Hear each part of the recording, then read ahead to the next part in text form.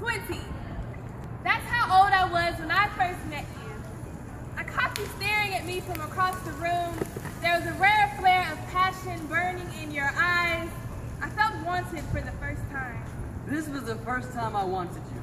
I felt a pulling of desire in my blood. You caught me staring at you from across the room. 20.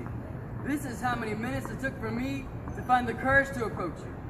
And I was glad you did. But who could have known what would become of this? I didn't know that the flame in your eyes would set fire to my foundations. I never knew that I could love you this much and have it not matter. I didn't realize the desire in my blood would sign signatures on your skin. When you left heart-shaped bruises on my hollow ribcage, was it a sign of your affection? When you told me you wouldn't hesitate to do it again, were you talking about making love or causing pain? Because now they're starting to feel identical. The marks you left on me remained far longer than you intended to, remained far after the bruises did, lingered after my screams stopped ringing for help in your ears. I told you I loved you. I hissed promises of eternity into the small of your back, and pressed love poems into the crevices of your soul, etched my desires into the blank canvas of your wrist. When I told you I loved you even after your drunken promises took my breath away.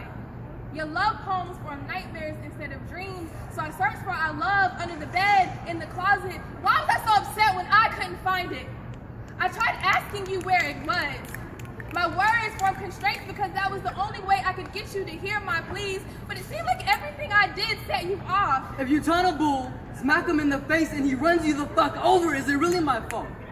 Is it really my fault that this is the only way I know how to show you that we still matter? When the passion of our love pulls red lenses over my pupils, why did you continue to ride? Did you not think that I was worth the pain? The pain I feel is the culmination of love and hate. Is it really your fault that I make you so angry? That I'm not the picture-perfect wife that you wanted? That I load my words into the ammunition chambers of your fist, and my cries were your command to fire?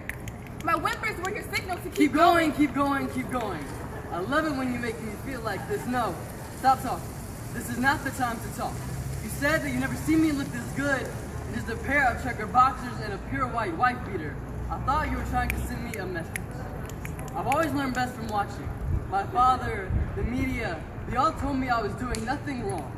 As a man, I was born with the right to exert dominance over you. My mother, the media, they all told me I was doing everything right. That loyalty is measured by how long I stayed. Well, I have a message to all women. This is for the Rihannas, the Evelyns, the Jay Palmers, the Carrie Mosses. Stop thinking that love hurts sometimes. Realize the true meaning of ride or die does not go hand in hand. Never let your attacker be your lover. And never let the sugar in his kisses taste like salt. Never let his version of I love you be I'm sorry. Never let red roses be the compensation for red welts. Never let after abuse chocolates be the only sweet thing he gives you. And never let yourself be the victim of your own blame. 20. That's how many bruises I had when I decided to love myself more than I loved you. When I realized that my self-worth was more important than making you happy. 20. This is how many times I offered temporary apologies written into the fog on the mirror. The amount of times I used my masculinity as an excuse. The amount of times I was wrong. 29. 29% of all women in America would be a victim of domestic violence. No one should live in fear of their lover. We can no longer afford to avoid this problem. Being silent and strong can be deadly.